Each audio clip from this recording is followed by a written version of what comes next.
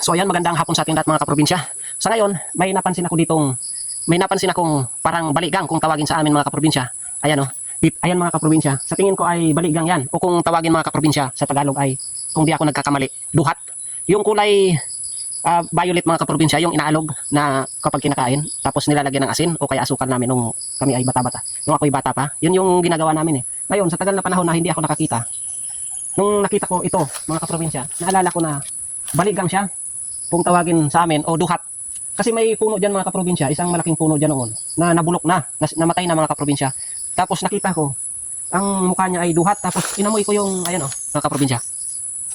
Tingin ko duhat siya mga kaprobinsya eh. Kaya gusto kong kunin, kasi ayan nasa may, hindi siya asenso dito mga kaprobinsya.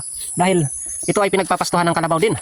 So pag ito ay napag-apak-apakan, mamamatay ito. Tsaka hindi siya lalaki dahil ayan ayan, napakaraming kawayan. Ayan, paikot mga kaprobinsya, puro kawayan Hindi rin siya halos mainitan dito.